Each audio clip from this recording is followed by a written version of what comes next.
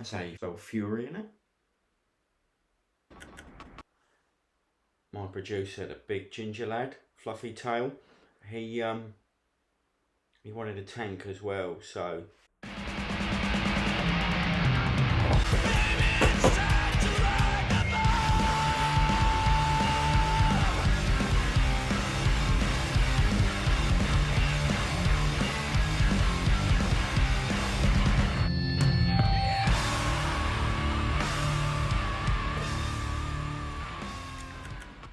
of course I built it and I've struggled to get the bugger to go anywhere near it, haven't I?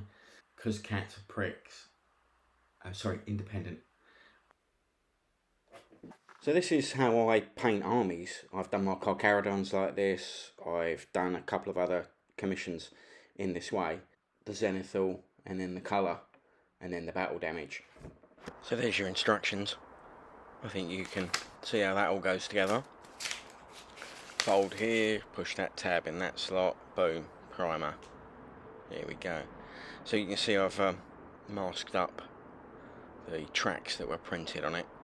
This is the white paint. Don't use these toppers. They seem like a good idea for dropping it out individually, but the paint dries on the side of it seemingly and clogs up. Rubbish. Expensive and rubbish.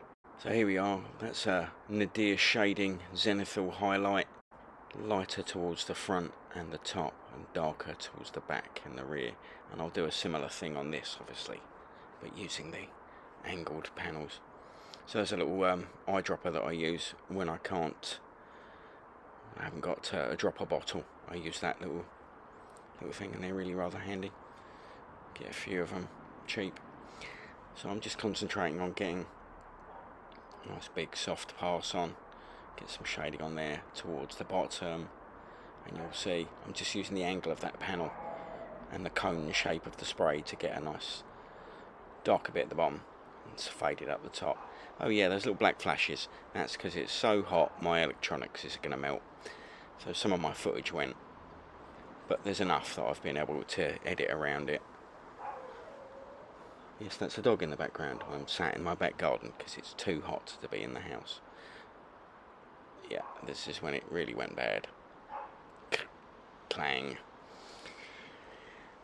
Yeah. So I put the little bit of electronics on an ice tray. That seemed to help. So here we go. You can see the shadow on the underside of the barrel. A little bit of fake shadow underneath it. What we're doing is cartooning. We're exaggerating any shadows that might naturally fall. And what that does is it creates a sense of scale. So again, that's why we put shadows around in these little recesses and that hard line around the edge. The hard line underneath the lighter top just exaggerates the difference or any panel gap that there might be. Most of this obviously looks really harsh right now, but after some white paint to lighten everything and exaggerate the highlights, and then the 3 shades of greeny blue over the top, this all gets knocked back considerably. So I'm indoors now, so this will sound different, but it's more of the same. Just showing you there the masked up portion of the bottom half, some of the detail on the inside, little bits of cat nonsense, and obviously dust from the primer. So that's the 2 halves done. I just did the same thing on the bottom half, but what I'm going to do here, again for that kind of sense of scale and volume, it's really good to paint in some shadows that will naturally form. So that's just a little bit of paint water, got just enough pigment on it to show up and give me a guideline for where I'm going to paint the shadow of the turret. So by the time it's been covered with the top layers of colour, it's very subtle, but again it really helps with that sense of scale. So just blocking that out, pretty simple. Subtle shadow around that grill there, that will seem like it's got some presence, a little bit of height. And now I've gone back to that nozzle, you can see how shit they are. You can see the little plug where the paint dried in that cap, a load of rubbish. Anyway, trying desperately to get this custard thick paint in this very nearly 40-degree heat in a very humid little island to come out of my airbrush. So you can see, by putting that white line next to the dark one, you get even more contrast, and the edge of that panel pops that little bit more. As I say, because once you've put other colours over it, it will get knocked back even further. Yeah, really struggling with this. My technology's melting and the paint is drying in the nozzle. You see I've got a little bit of tissue there that I keep moist, and I'll pinch the nozzle every now and again. So again, that was the body, just a quick one on the barrel along that edge, nice and close, and then we'll soften it. Got it running nicely for a few seconds, so I quickly work on the fine lines until it dries again. Right, I've stripped that. That's why I've got a quick release, really handy that, eh?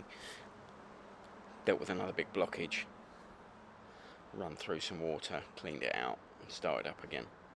You can see while the footage that melted wasn't recorded, you can see I've worked on that top a bit. So I did manage to get some paint on there. You didn't miss much. I'd have edited a lot of that out anyway, eh? You don't want to see every swing of the airbrush.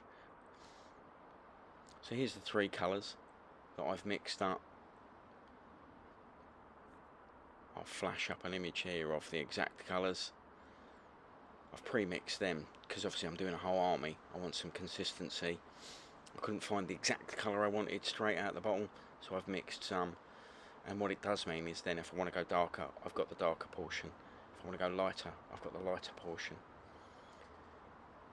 So here we go, getting this through. Just spraying there on the masked up panel on the top to try it out. Spray it on the back of your hand, on a bit of tissue, on a bit of something. Just throwing that colour on now. And you're beginning to see that colour over the black and over the white. You get some subtle tones.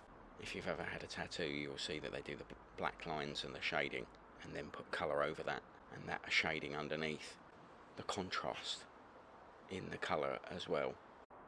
So you can see I'm painting mainly in the broader areas and allowing the overspray, the edge of that cone of paint, to just hit the darker areas. Smashing out all of this first colour, I'll get an impression of how it's all going for my second colour. So there we go, body and turret hit with the first one. Let's move on to the second.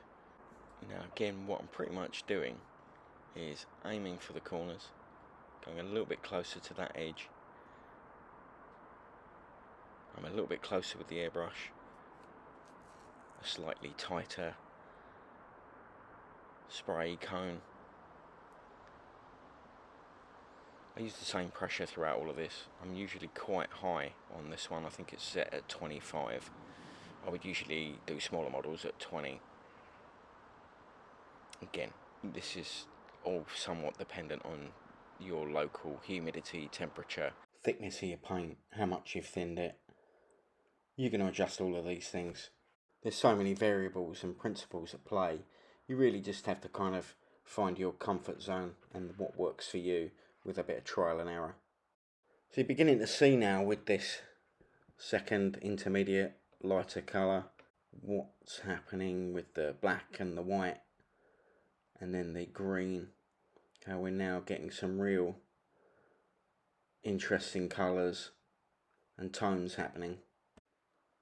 You can also see again I'm angling the object and the airbrush so that I get a slightly thicker coat of paint, and then it fades out naturally as the cone of paint opens, becomes more diffuse and fades.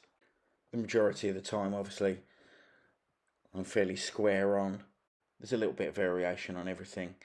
The more you use your airbrush, the more you'll get the feel of it. Something like this, a big project, is a really fun way to acquaint yourself to it. I do find that after doing a few vehicles, I tend to start on the bigger stuff when I'm doing a whole army. And then as I've got my eye-hand coordination kind of comes back after periods of not using the airbrush, that muscle memory, eye-hand coordination improves, and before you know it, you can really put a highlight down the trigger finger. You can put, you know, crazy fine lines. That kind of scale will take several small passes, very thin layers, lower pressure. Something like this. Loads of paint, big old cup, smash it on quick.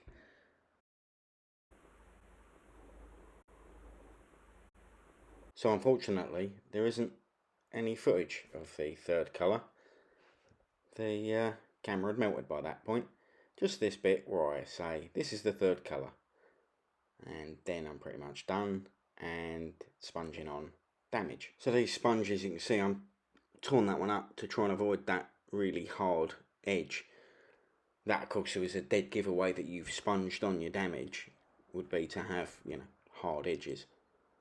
Right, that was a little bit of the cap that sits in the middle there. I've torn it off because it holds the lid open a lot of the time and they cause the paint to dry in the back. Get rid of them, rip them off. There you go, look, see that little nubbin? Pull that out and your paint pot is much more likely to close properly. So, load it up with your good old Rhine oxide. It's a really great reddy, dark reddy brown. And it sponges on and just look good. So, primarily hitting the edges. This is quite a fun, fast and loose technique. Oh, good. The nursery's just kicked out. Yeah, so the other day it was stinking hot. Now we've got thunder and lightning. And children screaming in the rain. Bollocks. So, as you can see, I'm loading up the tray there with the blunt end, the stick end of the brush, the end you normally scratch behind your ear with. Loading up the sponge itself with that. I've got to the point now where I'm just peeling off the masking tape on that grill on the back. I'll sponge some damage around it, up to it, you know, where crap would gather naturally if there was a slightly raised surface, where boots would scrape against things. Vicious claws and fluff might gather. In this whole process, kind of think about how the soldier in scale would be interacting with this thing as a three-dimensional object, where they would stand, where they would scrape. You know, you see that classic World War II movie with soldiers sitting on the tank as it trundles down the road. Try and imagine that and think where they're going to scrape their boots, what that tank is going to get caught on, what it's going to scratch against, the barbed wire, the trees, the gnashing chaos horrors, and so on. So just whipping off the masking tape here, you can see there's a little bit of damage where the tape pulled off the print, but you know, I can just stipple this on it. A little bit of swirling, scraping, as if something was caught on the barrel, the grease and stowage rubbing against the tank. Also, I hope you can see there, it's quite difficult just because of the amount of sunlight on this. Some of the lost footage is little scrapes of lighter paint. So I got up to the lightest coat and then painted a little bit more, just drags with a sponge and with a brush. That unfortunately got eaten by the sun, melted with the technology overheating. But you can see a little bit of it in some stills. That's just a lighter colour, brushed on, sponged on. Sometimes I've gone back in with those lighter colours after the washes and other damage, but you'll see. So this is the silver, aluminium white, really great metal colours. And again, this is normal speed, this bit. I'm really flying at it. But you can see, you know, I've gotten comfortable and it's just damage. So you can be fast and random. This is sped up, obviously, that's sped up. But what you can see there, that technique, I'm resting my finger on the tank and using that as a steadying point. Again, that's for normal speed, just flying it on. Bang, bang, bang, scrape, scrape, scratch, scratch. You know, at what speed was this vehicle hit? Fast, so paint fast. I've switched my brain off on autopilot here and it really is going on this quick. Ah, here we go. So now's that lighter colour, the second one, and I'm going to grab a bit of sponge and put some more of that damage on. So here's my sponge loaded up. I'm just testing it there in that area, see whether I like the pattern, whether it's random enough, like it, so I'm cracking on. So I'm kind of putting bits of it in flatter, uninteresting areas. Again, it's a little bit lighter with this one, using it quite sparingly. But what you're doing is by putting some of these lighter bits next to and in the middle of darker bits, they stand out. You again pushing that contrast, pushing the contrast with colours, lights and dark. A little bit dragging there just to indicate like the top layer of paint, old paint has been buffed up and the lighter paint underneath then visible. You can also tidy up some of those edges you're not happy with in the other colours. So you'll see there I dabbed it on my hand because obviously the heat of my hand dries the paint nice and quick. Use a paper towel, use the back of your hand, whatever you're comfortable with. A little bit of dragging there as the paint's super dry. You know, fresher scrapes clean away older dirt. The sponge is really dry now and getting some very light kind of buffing scratches there. Smashing. Let's do the same on the top. Right, so done the top and the bottom. As you saw there, just gone up to a slightly lighter colour, the lightest of the lot, which again, just by virtue of being that much thicker and being a second layer, is going to appear lighter. So this will be focusing on the lighter portions, the topmost portions, for a highlight. So lighter scratches, but also lighter in colour. So you see there I'm focusing on the ones I want loads of contrast on the front edge and on the top edge. What I'm saying, flying around that. I'll be putting some of those lighter colours on top of some of the second colour, so the third one lighter still. And then as you see now, I've switched to a brush and I'm just dabbing on scratches, putting a highlight underneath the scratches, so as the paint has come away there's a little lip. Again, just some little more bits of character and a little hard line. You'll see the highlight is intermittent, so it's broken like semaphore, dot dot dash dash dash dot dot. That doesn't spell anything. Well, if it does, it's an accident. A perfectly straight line would look wrong, or if it was going through battle damage. So resist that urge. So now this is even splashier and more exciting. Putting some pigments on. These are Green Stuff World ones. They're alright.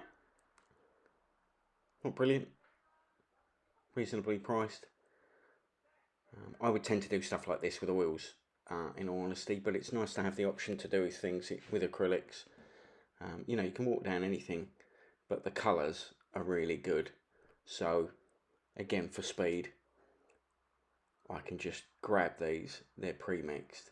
You can see I'm just, before they dry, grab a bit of water, blend the edge out a little bit. This is really dry matte paint. The primer dried really quite scratchy, like some of the GW primers have kind of got loads of texture, so that the contrast paints grab on them. This in a similar way has got quite a lot of texture to it. So what you'll find is your washes will stain, whereas if it had a more satin or gloss finish, they would run and pool and you would get more wash look. So I'm actually using that to my advantage. So there we go, just blending those out. Similar idea to what I was saying earlier. Tell the story. Where was the water gathered? Where is it running from? And where is it running to? Is it a new one? So it's quite light and fresh. Is it an older one that has pulled and gathered like this? I've decided there's going to be lots of water running off that barrel and it's gathered around the bottom. of the turret, and then, you know, putting some over that silver, the rust has blemished through that older scratch, and then some I won't put as much on. So some of these larger areas, you can see I'm blending out with a bit of tissue. Dab it on with whatever tool. A finger painting, you saw it here first. You can paint anything. Big brush, little brush. You know, people paint with spatulas and all manner of things.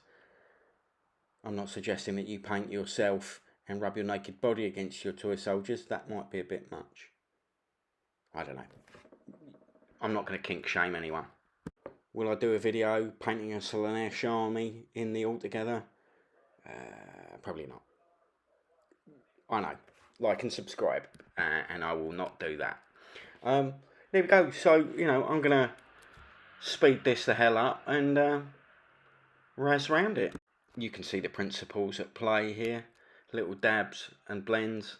Think about where rust gathers. Look at reference photos out in the real world. Old world?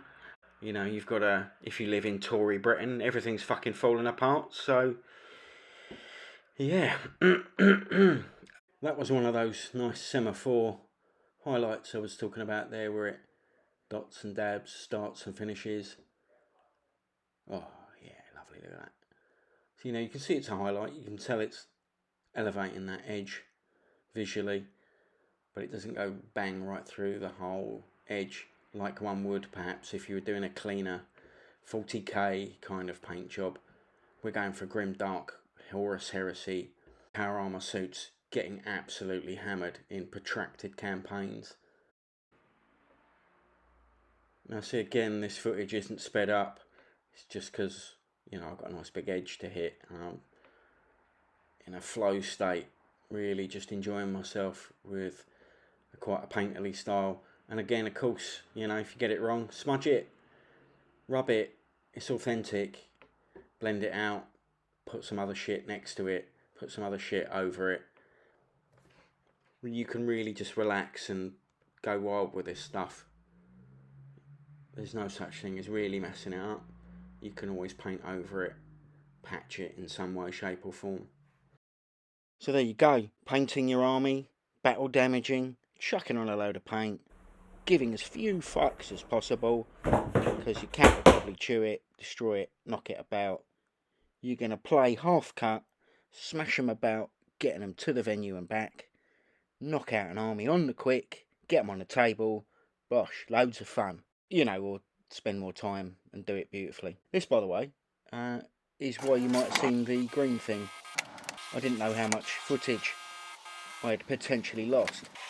So I grabbed a cardboard box, old Fafnir around there, and you should give it a go. Practice on any old bit of crap.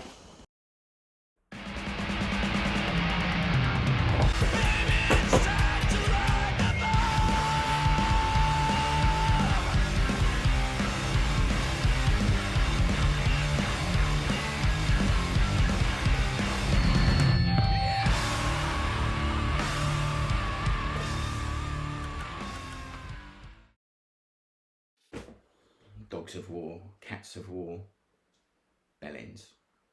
I'll probably come out one morning and find it chewed the fuck, flipped over full of mouse corpses, but will he do it when there's me and a camera around? Will he fuck?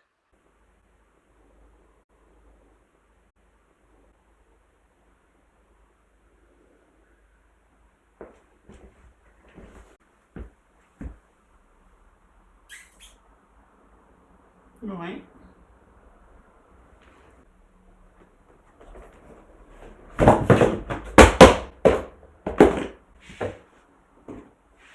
Polish them off, didn't you?